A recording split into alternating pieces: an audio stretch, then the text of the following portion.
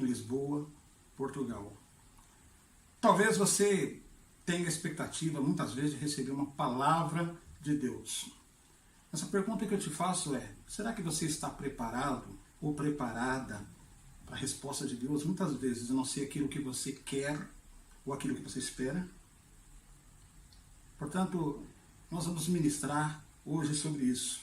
Eu gostaria de convidar você a ficar conosco. Aproveite, inscreva-se aí no nosso canal, ative o sininho, me ajude a fazer com que esta palavra possa alcançar outras pessoas. Tá bom?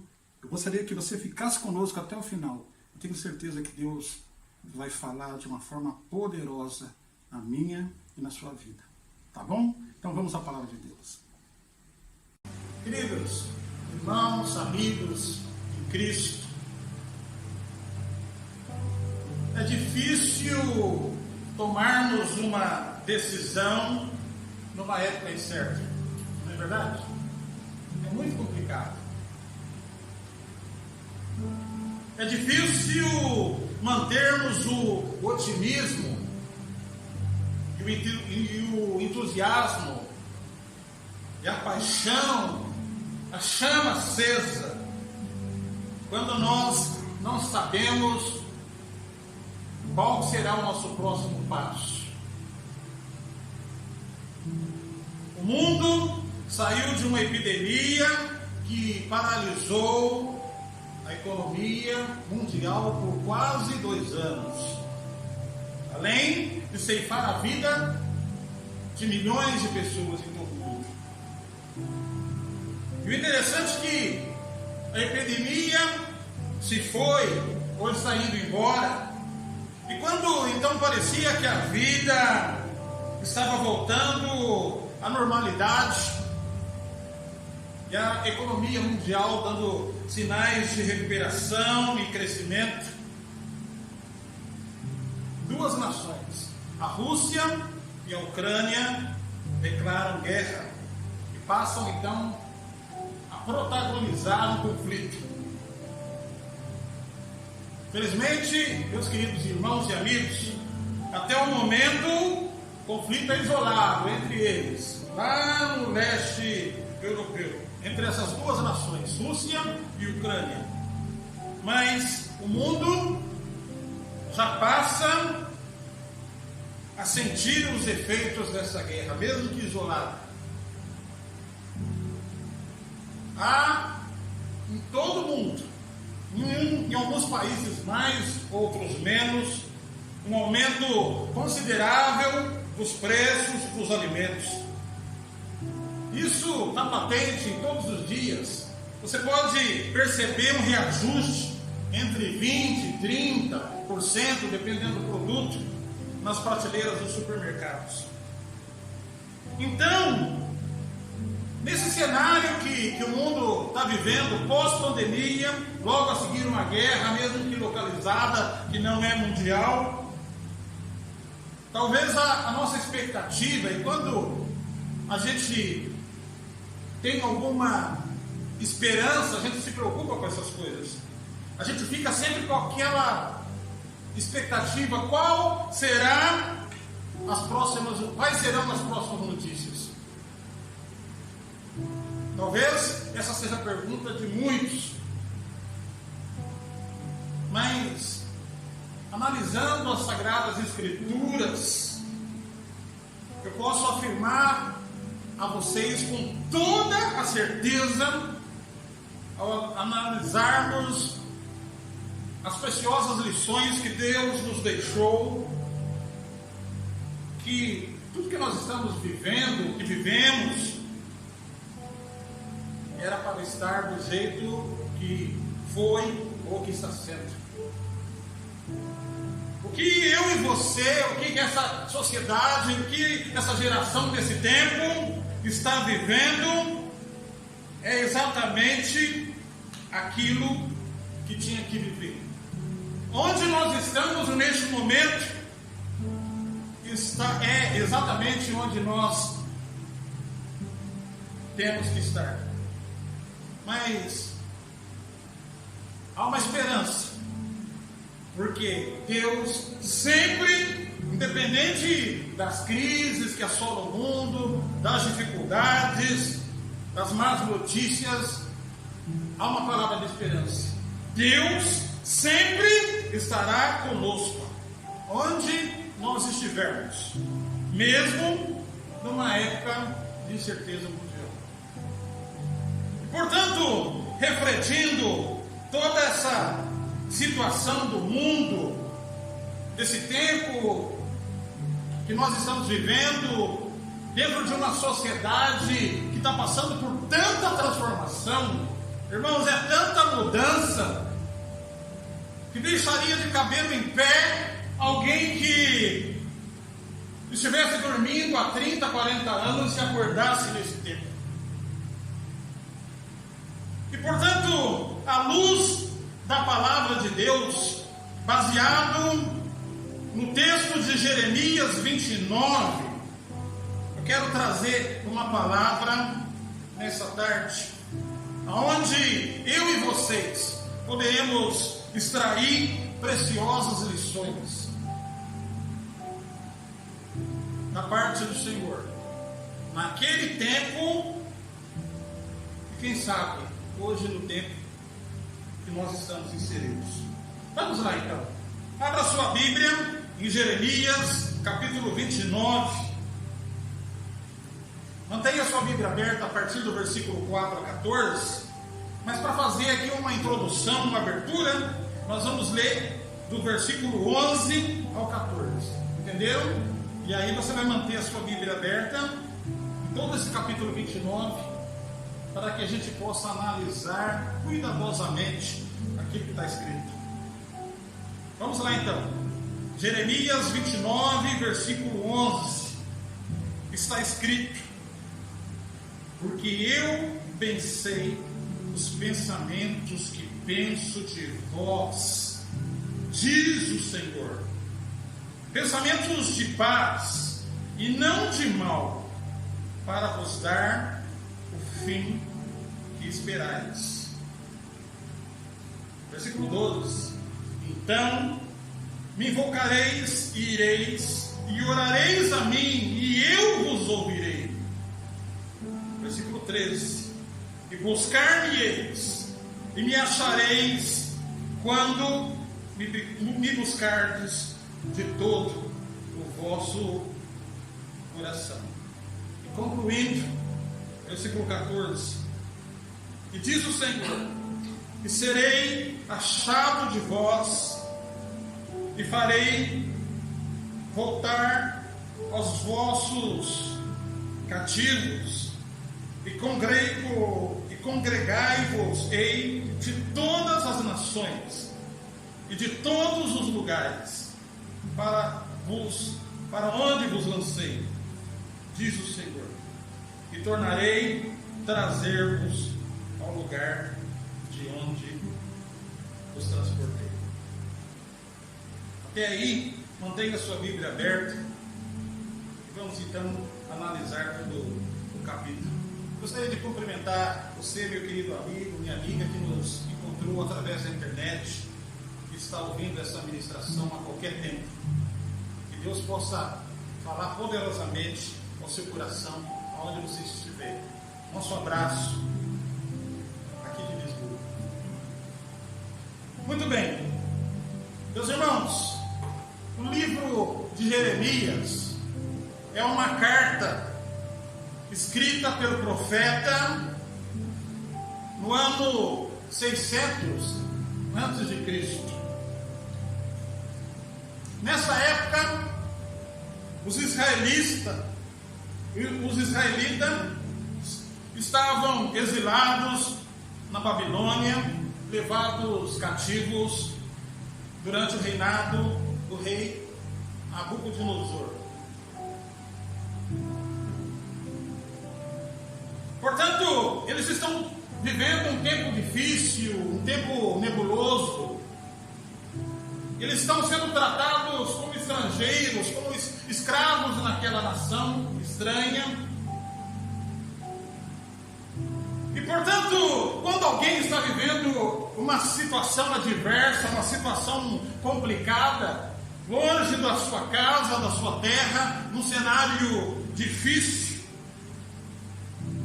Quando alguém está vivendo um tempo de angústia, uma fase nebulosa, tudo que essa pessoa quer ouvir é que em algum momento essa fase ruim está acabando.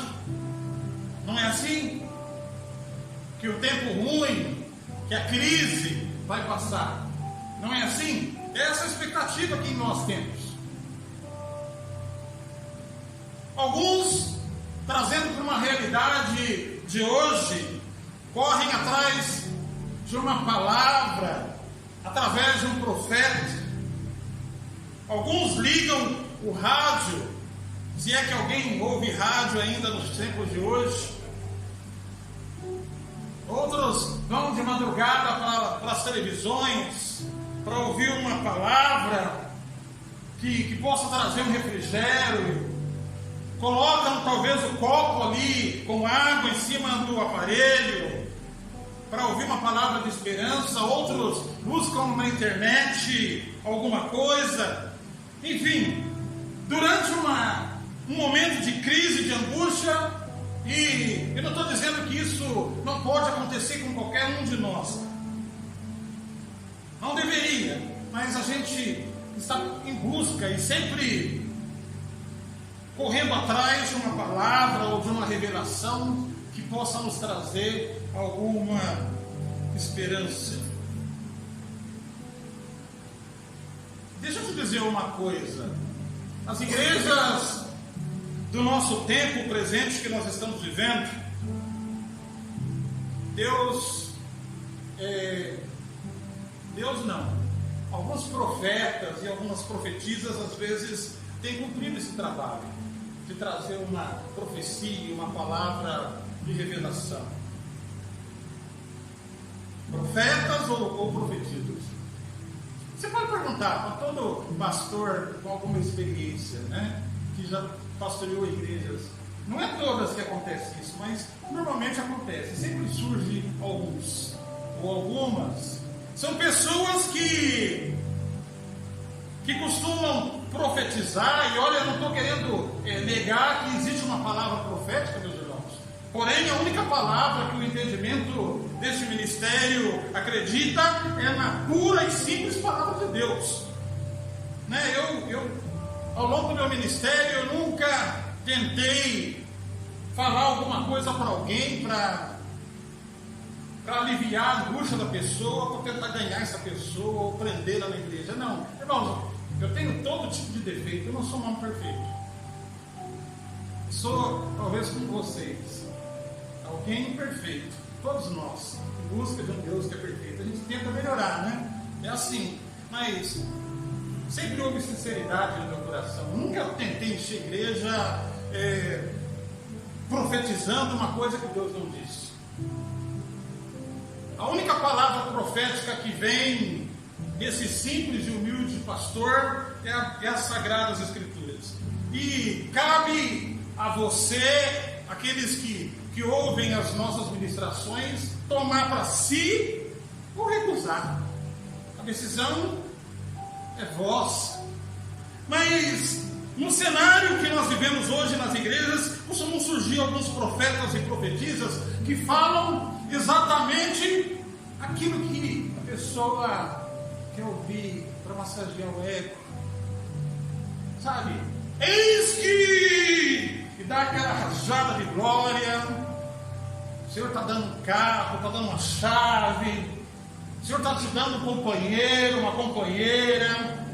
E dessa forma, alguns profetas e profetisas criam um ministério paralelo, independente, dentro da congregação.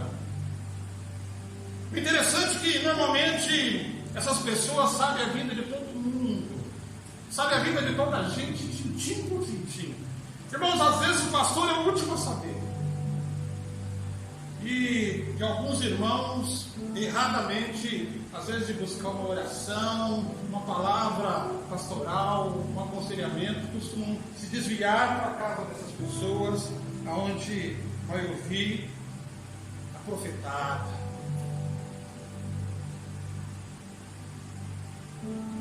realidade de hoje. Mas vamos voltar ao texto bíblico. E por que isso acontece? Meus irmãos, porque há uma necessidade de se saber quando esta fase terrível que muitas vezes eu e vocês estamos vivendo vai passar. Essa fase terrível que muitas vezes está nos sufocando, tirando o nosso sono, nos trazendo angústia, tristeza, depressão. Eu não estou dizendo aqui que é errado fazer isso, meus irmãos. Às vezes na tribulação e na angústia nós precisamos e queremos uma palavra que nos console. Mas muitas vezes, não vem de Deus. Às vezes vem, e aqui eu não estou querendo julgar aqueles que têm uma palavra profética.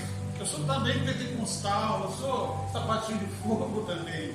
Eu entendo, eu sei o que é isso. Meus irmãos, eu sou oriundo da Igreja Assembleia de Deus, Igreja dos meus pais. Eu sei o que é isso. Portanto, você que tem uma palavra profética, longe de te acusar, meu irmão, minha irmã, você que está nos acompanhando através da internet, tá bom? Apenas uma exortação do Senhor dentro dessa mensagem. E ocorre então que os israelitas estavam exilados dentro da Babilônia, escravos, levados cativos, e no meio deles, imagina eles, numa terra estranha, no estrangeiro, sendo imigrantes, desprezados por tudo e por todos. Segundo, então, o texto bíblico, no meio do povo israelita dentro da Babilônia, que estavam exilados, começaram então, segundo o texto bíblico, a levantar-se alguns falsos profetas que passaram a falar para o povo da seguinte forma: olha, eu imagino, uma rajada de glórias, uma sapateada, uma unção do helicóptero, e de repente eles entregavam o recado que era o seguinte: olha, povo, a fase do sofrimento de vocês está acabando. O tempo de cantar chegou. É tempo de vocês voltarem para a nossa terra, Jerusalém. E esse tempo está chegando. Animem-se, façam festa, recebam com alegria. Eu imagino eles falando assim: receba, em homenagem àquele sujeitinho engraçado chamado Luva de Pedreiro. Quem é que não gostaria? O povo exilado, sofrendo, angustiado, imigrantes numa terra estranha, quem é que não gostaria de ouvir algo assim? Olha que a fase ruim de sofrimento está acabando, e Deus está mostrando que é tempo da gente voltar para Jerusalém. Quem é que não gostaria de ouvir uma palavra como essa, meus queridos? Quem é que não diria: isso é de Deus? Oh, glória! Quem é que não gostaria de ouvir uma profetada que o meu sofrimento está acabando? Quem é que não diria: isso é de Deus, isso veio do céu para a minha vida?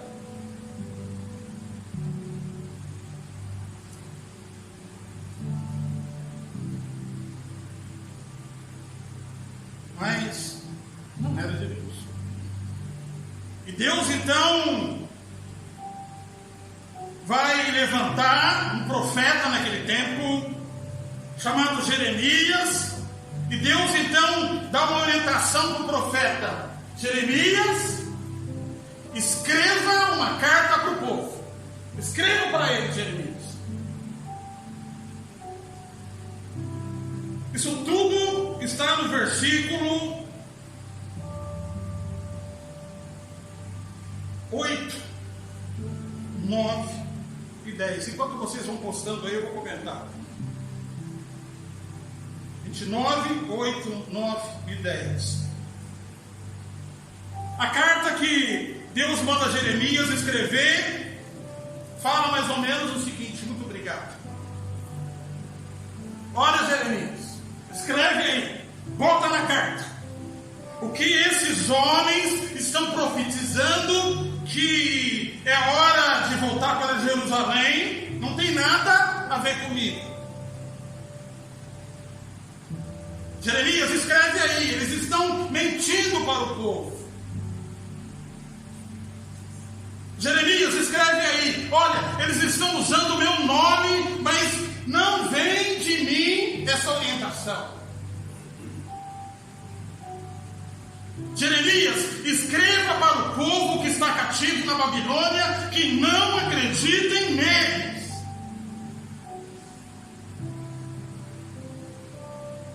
Muito pelo contrário, Jeremias. Na carta, diga ao povo que ainda eles têm 70 anos pela frente e eu, Senhor, não tenho nenhuma previsão de tirá-los daí agora. E aí? Como é que ficou as profetadas? Como é que ficou as revelações?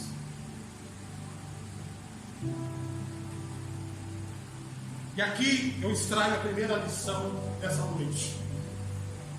Meu irmão, minha irmã, será que você tem a fé, a experiência e a maturidade suficiente para confiar em Deus, apesar do que Ele muitas vezes tem para você é diferente daquilo que você quer? Esse que é o desafio. Será que você está preparado? Será que você está preparada para isso? Para ouvir aquilo que você não quer? Ouvir aquilo que é diferente daquilo que você pretende?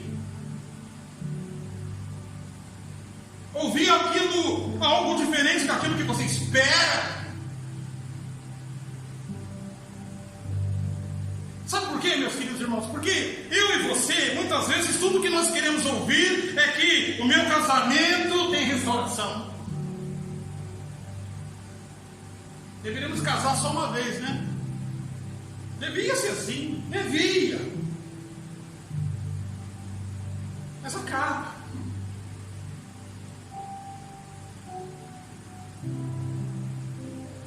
Porque muitas vezes o que eu e você queremos ouvir é que eu vou ter dinheiro e vou prosperar, que eu vou ter alívio nas minhas dores, que meus inimigos todos serão derrotados e cairão por terra, que eu vou ser promovido no meu emprego, que Deus vai curar as minhas doenças, as minhas enfermidades e as minhas chagas.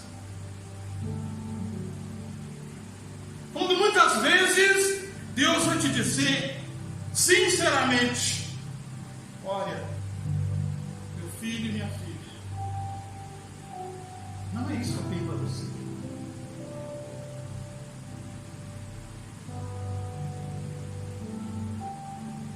Então, a carta que Jeremias escreve para os israelitas que estão exilados na Babilônia, meus queridos irmãos, além de exortar o povo para ter cuidado com os falsos profetas, a carta é mesmo desafiadora. Irmãos, acompanhe essa mensagem, essa palavra na sua casa. A carta é desafiadora.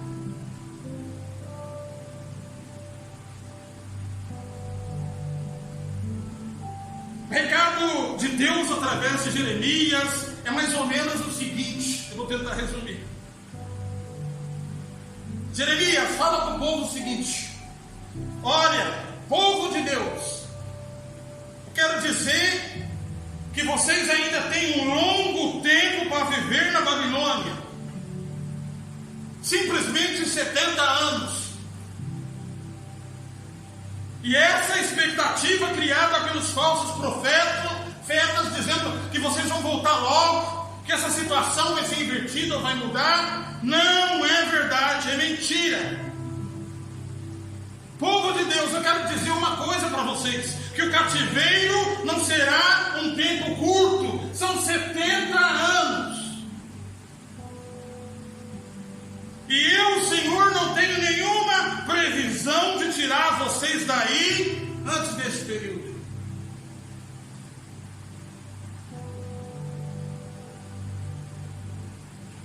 E meus queridos irmãos, essa mensagem e essa carta foi escrita 600 anos antes de Cristo. Mas impressionante como há uma exortação de Deus nessa carta. E vocês lembram que eu fiz uma introdução falando desse mundo atual que nós estamos vivendo? E é incrível, há uma exortação de Deus nessa carta que pode ser muito bem adaptada para a igreja nesse tempo presente que eu e vocês estamos vivendo. Neste mundo atual, cercado por dúvidas e incertezas. Irmãos, eu e você não sabemos quando será o arrebatamento da igreja, não é verdade? Tudo isso descrito lá no Novo Testamento. Outras epidemias poderão vir. Deus queira que não venham, não é verdade? E se a guerra da Rússia e Ucrânia se tornar um conflito mundial? É possível isso acontecer? Não quero ser otimista, irmãos, mas é possível. Basta um desses países, por exemplo, lançar um míssil ou derrubar um avião de civis ou atacar uma base da NATO e pronto, o conflito está generalizado. Portanto, quais serão os próximos capítulos dessa sociedade que todo dia está passando por constantes transformações e mudanças? Irmãos, é mudanças em parlamento do mundo todo. Eu tenho insistido nisso, tentando minar e destruir a família, a base da sociedade. Qual será então o destino do nosso planeta ameaçado por uma destruição ambiental sem precedentes?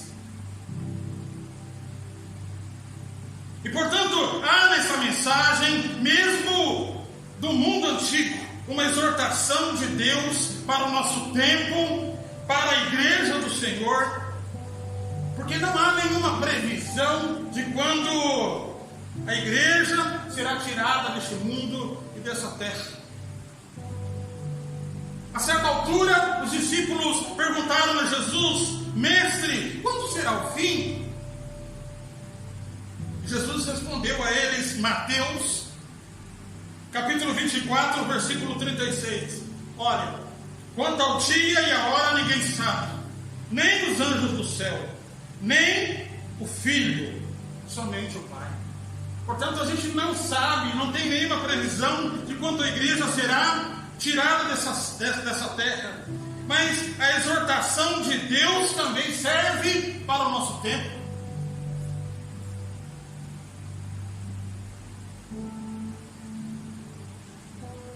E a palavra de Deus também é a mesma. Olha, eu sei que há uma grande expectativa de vocês. Como que nós faremos, Senhor, nesse tempo, nesse mundo tão difícil, tão nebuloso? Mas a palavra de Jesus é mais ou menos a palavra que foi dada naquele tempo. Olha, eu não tenho previsão para o meu propósito, para a igreja neste momento. Portanto, Deus não diz quando será o fim, como será o arrebatamento da igreja. Mas há uma exortação aqui. Deus está chamando a sua igreja para refletir. Porque agora, meus queridos, momento, é a hora de Deus ver quem é quem. É a hora de Deus fazer o juízo para ver quem somos nós. Agora é a hora de Deus analisar quem são aqueles que amam a verdade, quem são aqueles que creem nele, quem são aqueles que não negam a sua fé.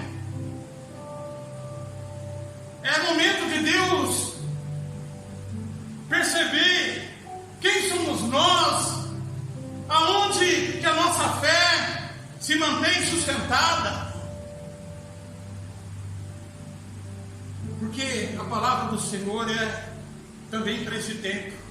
Olha, eu não sei como eu vou tirar vocês aí, mas cresçam aí, cresçam nesse mundo, cresçam nesse cenário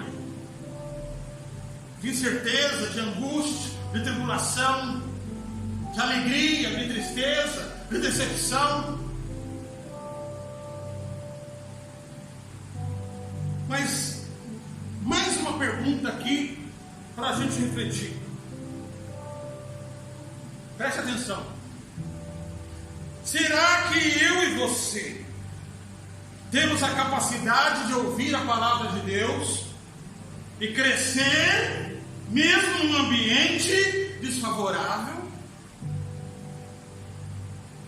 Será que eu e você temos a capacidade, o discernimento, a maturidade de crescer, expandir, abrir os nossos horizontes, mesmo longe de onde eu e você gostaríamos de estar? Ah, meu querido irmão, minha querida irmã, sabe, só é possível fazer isso quando eu e você temos a convicção da soberania de Deus sobre tudo e sobre todos. Sabe, a soberania de Deus é um entendimento que eu e você passamos a ter a percepção que nada foge do controle dele. Sabe, meus irmãos, foi Deus que permitiu o exílio dos israelitas na Babilônia. Foi Deus que permitiu. Foi Deus que permitiu o cativeiro. Foi Deus que permitiu que eles entrassem numa terra estranha.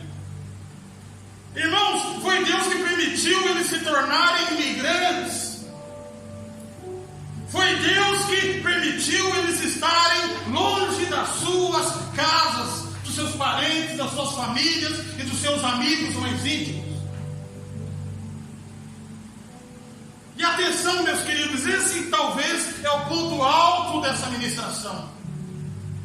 Se você e eu conseguirmos compreender que tudo que você está vivendo hoje é Deus que permitiu, está debaixo da soberania de Deus. Se eu e você conseguirmos discernir que o que você está vivendo é Deus que permitiu você viver, você, meu querido irmão, minha querida irmã, está exatamente onde Deus permitiu que você estivesse. Você já parou para pensar nisso? Já? Já parou? O que você está fazendo nesse exato momento? Aqui. Quando eu falo aqui, eu não estou falando aqui no ambiente da igreja. Você acha que foi um acaso? Foi um lapso? Foi alguma circunstância? Ou Deus que te trouxe até aqui? A essa fase, esse ciclo. Se você pensar, sair daqui hoje pensando sobre isso, se você conseguir, meu querido e minha querida, entender isso, eu posso afirmar com absoluta certeza, depois de quase 27 anos de ministério pastoral, que isso vai te ajudar muito. Sabe, se você entender de onde você saiu, aonde você chegou, por que você está vivendo essa fase. Se você entender isso, os propósitos de Deus, e que Ele é soberano sobre tudo e sobre todos, e que todo o controle, e toda a sua onisciência, e toda a sua onipresença está sobre Deus, isso vai te ajudar bastante a entender o propósito, entender as fases que você está vivendo. E te digo mais, você vai conseguir suportar muito mais as aflições, as lutas, as tribulações. Tem um livro, uma passagem extraída aqui de Jeremias 29, capítulo 11. Eu faço questão de ler isso aqui. Está escrito: porque eu que conheço os planos que tenho para vocês, diz o Senhor, planos de fazê-los prosperar e de não lhes causar danos, planos de dar-lhes a esperança e o futuro. Mas vamos continuar na carta para concluir. A carta que Deus orienta Jeremias a escrever ao povo cativo na Babilônia pede 3 coisas desafiadoras. Capítulo 5, por favor. Jeremias 29, capítulo 5. Olha só as coisas que Deus vai pedir para Jeremias escrever ao povo. Ele vai fazer 3 pedidos. O primeiro pedido, Jeremias 29, capítulo 5. Olha só o que o Senhor pede para o povo. Está escrito: construam casas e habitem nelas, plantem jardim, árvores, quem sabe no quintal, e comam dos seus frutos. Irmãos, que pedido é esse, hein? Que pedido inusitado. Irmãos, seja sincero. Irmãos, o sujeito estava numa crise, vivendo como escravo na Babilônia, um estrangeiro, imigrante. Todo sonho que a pessoa quer é passar um avião da TAP e embarcar no primeiro voo e voltar para casa. Quem é que quer construir ou edificar alguma coisa numa época ruim, ganhando um salário mínimo? Irmãos, eles vão dizer, qualquer pessoa vai dizer que é falta de sabedoria, que você está ficando maluco ou maluca. Mas a palavra do Senhor para eles é o seguinte: construam casas, habitem nelas, façam das suas casas todo o conforto, coloque o sofá, coloque o frigorífico, coloque a cama alta, coloque o tapete, limpe a casa, viva o presente como se fosse a última casa que você tem.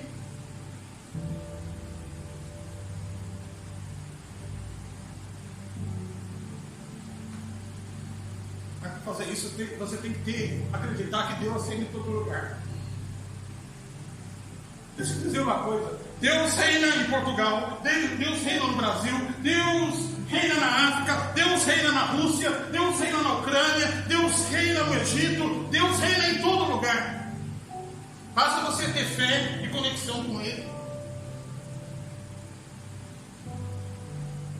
Eu imagino algumas pessoas falando: pastor, mas como que eu vou construir minha casa? Como que eu vou alugar uma casa, pastor?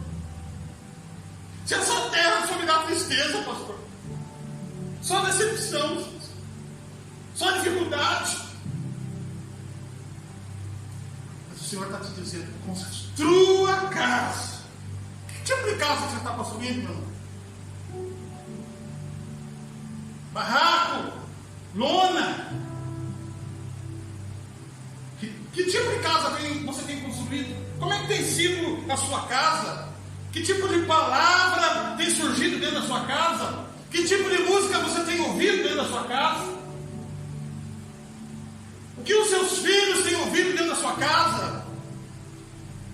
Que casa que você está construindo hoje?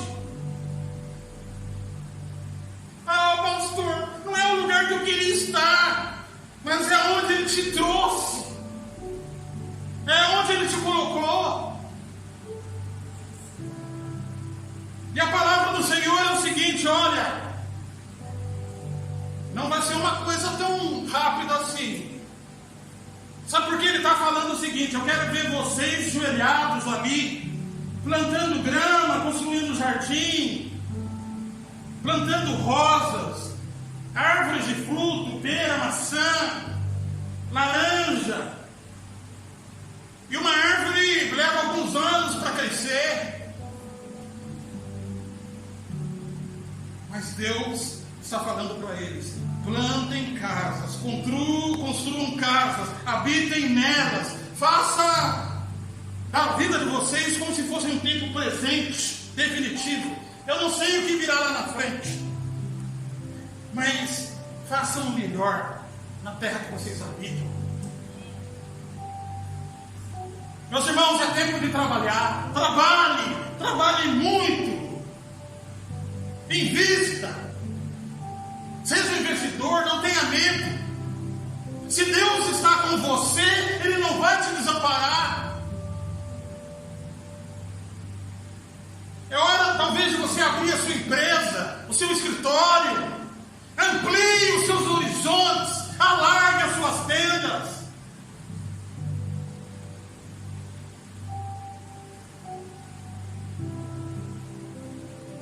A segunda pergunta, o segundo pedido que Deus faz, pede para Jeremias fazer com o povo é o seguinte. Esse não é complicado. Olha só, capítulo 6, Jeremias 29, capítulo 6. Casem-se e tenham filhos e filhas, e escolham mulheres para casar com seus filhos, e deem as suas filhas em casamento, para que elas também tenham filhos e filhas. E aqui o pastor fica todo padrão: netas e netos. Multipliquem e não se diminuam. Constituem famílias. Deus está falando: casa, encontre um companheiro, busca a Deus, que Ele vai te dirigir, um companheiro, uma companheira. Mas multipliquem e não diminuam. Eu imagino o irmãozinho falando assim: mas pastor, eu estou esperando a melhor hora para ter filhos, pastor. Eu já estou com 50 e poucos anos. Pastor, e com companhia eu tenho os meus cães. Misericórdia. Olha, eu gosto dos animaizinhos, viu, irmãos? Mas deixa os cães e os gatos para a gente que está ficando velho como eu. Né? Esse ciclo acabou para nós, então os animaizinhos servem para consolar os velhos, né? Em casa sobrou eu, a minha esposa e a gata. Tinha 3 peixinhos que morreram, na verdade. Mas o Senhor está falando o seguinte: olha, aí nessa terra vocês multipliquem e cresçam. Deixa eu dizer uma coisa. Eu queria tirar isso do sermão, mas Deus tem me incomodado com essa cena e eu tenho que falar. Desculpe, irmãos, desculpe, tá? Ó, gente que está acompanhando pela internet, não briguem comigo, tá? E vocês briguem com o Papa Francisco, porque ele simplesmente falou alguma coisa nessa linha recentemente. Veja bem, eu tenho visto por aí, e não há nada contra alguns casais bombadão, bombadona, sabe, com um baita cão andando pelas ruas, e não há nenhum problema de ter um animalzinho de estimação em casa, ou um animalzão. Mas tenho visto que os filhos, a multiplicação, a criação tem sido colocada em segundo plano. O Papa Francisco, é sério mesmo, recentemente abordou esse assunto. Irmãos, casamento, na sua própria natureza, está ordenado para a geração de filhos e filhas. Tenha em mente isso. O mesmo Deus que criou o homem e a mulher e os entregou um ao outro para se amarem, confiou-lhes a sublime missão de colaborar com ele na obra da criação. E Deus disse isso lá em Gênesis, por favor, projeta aí, capítulo 1, versículo 28, quando ele disse: frutificai e multiplicai-vos. Um casal, portanto, que se fecha a transmissão da vida sem que exista, preste atenção, um motivo suficientemente grave e justo, acabam por negar a própria essência do sacramento do matrimônio. Em algumas celebrações, eu já não costumo fazer isso, uma das perguntas do casamento é se marido e mulher estão dispostos a receber com amor os filhos a que a eles forem confiados por Deus. Portanto, essa é a missão do casamento. E segundo o Papa Francisco, no entendimento dele, quando homem e mulher se fecham à transmissão da vida, eles estão pecando contra o Criador e contra a criação. A não ser que haja um motivo suficiente, um problema de saúde, ou uma opção de gerar ou ter filhos mais tarde. E isso é profundamente respeitoso. A gente entende uma decisão de um casal de ter filho mais tarde. Não há nenhum erro nisso. Mas quando se fecha e se nega a transmissão da vida, é um pecado contra o Criador e contra a criação. E, portanto, se alguém tem alguma dificuldade, e eu sei que esse é um assunto muito amplo e discutível, quem sabe a adoção pode ser um caminho. Tá bom? Então, todo respeito a você que quer ter filho mais tarde, né? É uma opção do casal. Quem sou eu para se meter na vida dos outros, né? Mas, quando se fecha a transmissão da vida, sem que haja um motivo suficientemente grave e justo, é pecado contra a criação. Mas vamos lá, para finalizar, a última orientação que Deus mandou Ezequias dizer ao povo. Capítulo 7, Jeremias 29, capítulo 7. Eu sei que tem algumas versões que estão um pouco diferentes, mas a minha diz o seguinte: Jeremias 29, capítulo 7. Jeremias diz para eles: busquem a prosperidade da cidade ou da terra para a qual eu vos deportei, e orem ao Senhor em favor dessa nação. Por quê? Presta atenção aqui. Porque a prosperidade desta nação e dessa terra que Deus colocou vocês depende da prosperidade dela. Porque a prosperidade de vocês depende da prosperidade da terra que Deus nos colocou. Irmãos, é ou não é desafiador? Pastor, você está me pedindo algo absurdo, pastor. Como, pastor, eu vou buscar prosperidade num lugar ou numa terra que me escraviza, onde eu ganho um salário mínimo? Irmãos, agradeça a Deus pelo que você está ganhando. Agradeça a Deus por você estar sobrevivendo. Sabe, em vez de criticar, ore pelo lugar que você está inserido. Mas, pastor, eu tenho sido vítima de preconceito no meu trabalho, pastor, de xenofobia. Palavra difícil, né? Pastor, as pessoas têm tentado puxar o meu tapete, pastor. Como que eu vou orar para um lugar desse, pastor? Pastor, dá vontade de amaldiçoar todos os dias. Às vezes dá vontade disso, né, gente? Volta para a tua terra. terra. Hoje eu estava comentando com meu filho, deixa eu colocar isso para vocês. Meu filho, eu nem vou falar o nome dele, senão ele briga comigo porque eu sou. Mas é um só que eu tenho. E dá uma pista, ele está por aqui.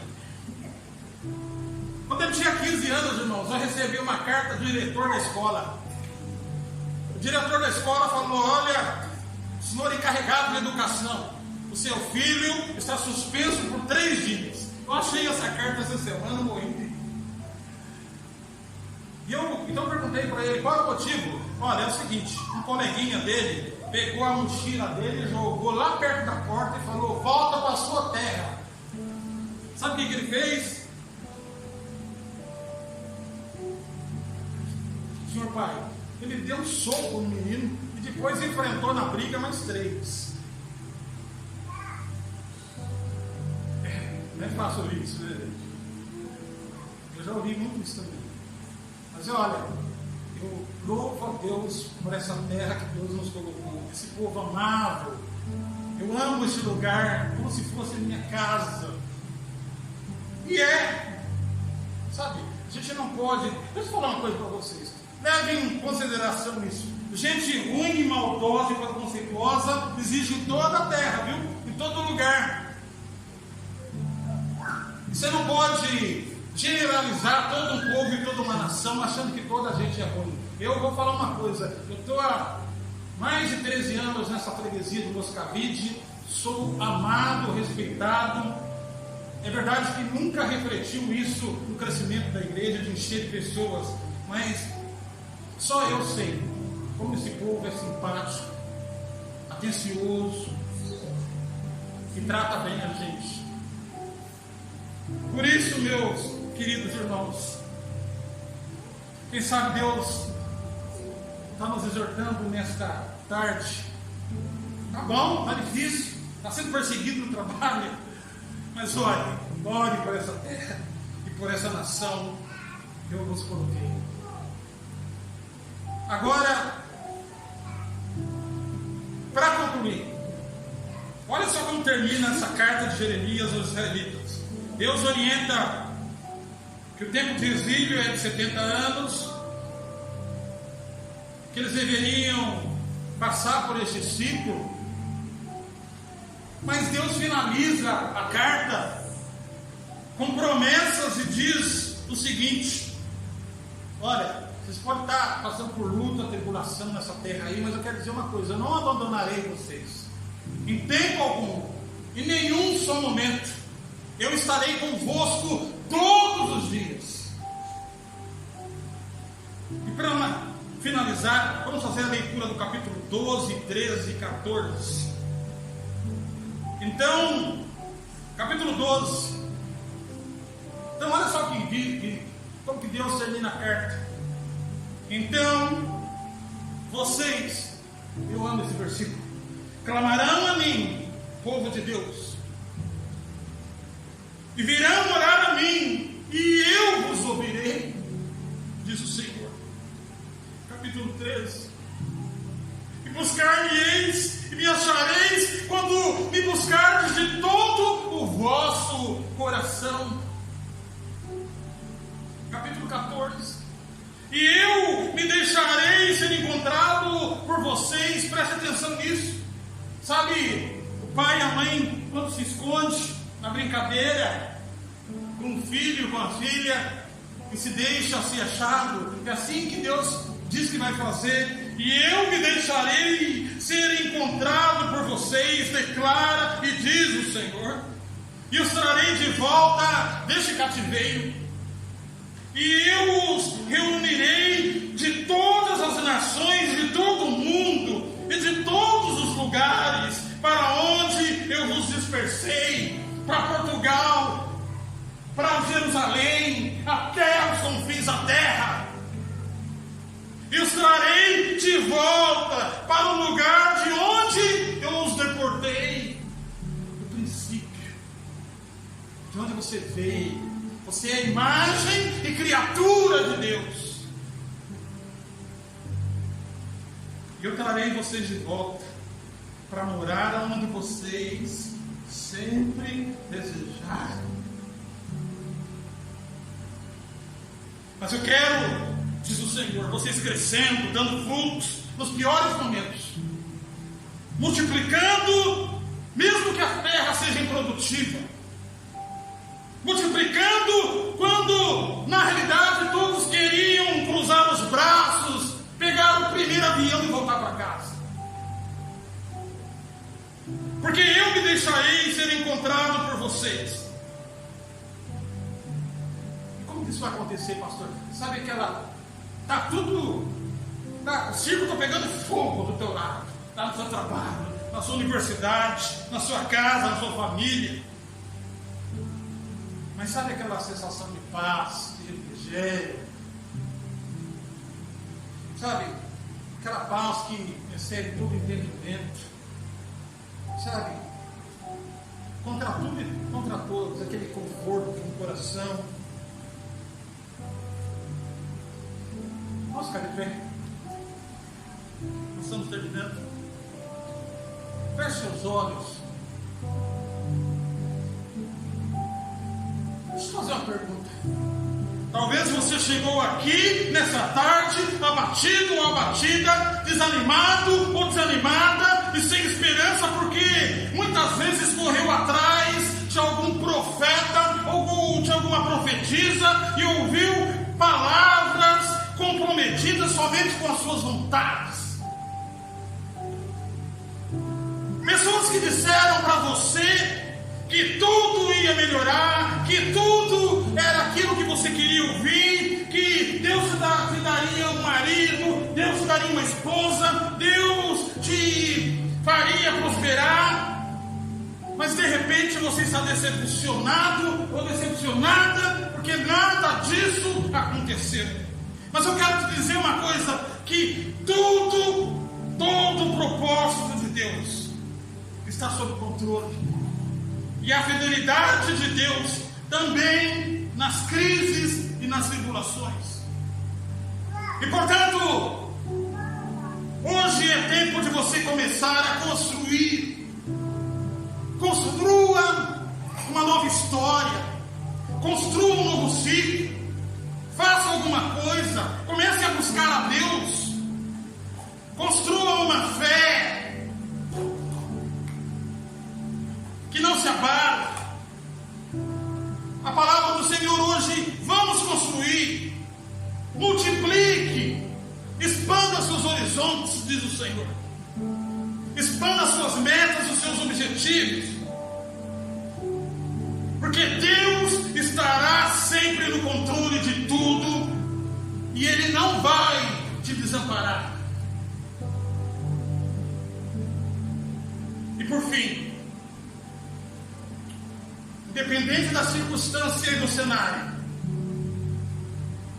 hoje é tempo de você orar pela nação e pela terra onde vocês estão plantados. Trabalhem pela prosperidade dessa terra, diz o Senhor, e do lugar onde estão inseridos, pois a prosperidade deste lugar vai produzir na prosperidade de vocês. Pai, muito obrigado pela sua santa e bendita palavra, Senhor, que nos encoraja a construir num tempo de crise e incertezas, que nos incentiva a multiplicar e expandir as nossas tendas e os nossos horizontes, que nos exorta a orar pelo local, pela terra que nós estamos inseridos. Faça isso acontecer, Senhor, na nossa vida, na nossa casa e nas nossas famílias, em nome de Jesus. Pai, eu oro neste momento pelas pessoas que estão abatidos, Senhor, porque as coisas não aconteceram do jeito que elas queriam. Tem misericórdia, Senhor. Coloque nessas vidas uma fé inabalável. Ajude-os nas suas fés, Senhor. Que haja compromisso contigo, que haja fidelidade contigo, que eles possam entender, Senhor, que a sua tudo está no seu controle. Ore, querido, ore agora. Eu não tenho nenhuma condição de saber o que você precisa, mas Deus sabe, Ele está aqui. A palavra de Deus diz que onde estiver 2 ou 3 reunidos, Ele disse que estaria presente, e Ele tem visto o seu esforço. Você não saiu da sua casa e se deslocou até aqui em vão. Mas hoje, e neste momento, ore, faça a sua oração pessoal aí. E tenha convicção e a certeza que Jesus está voltando contigo nessa causa. Em nome de Jesus. Muito obrigado, Pai. Obrigado por este culto, obrigado por essa ministração, obrigado por essa semana. Que a graça do nosso Senhor Jesus, o amor de Deus e as eternas consolações do Espírito Santo seja sobre a sua vida hoje e para todos sempre.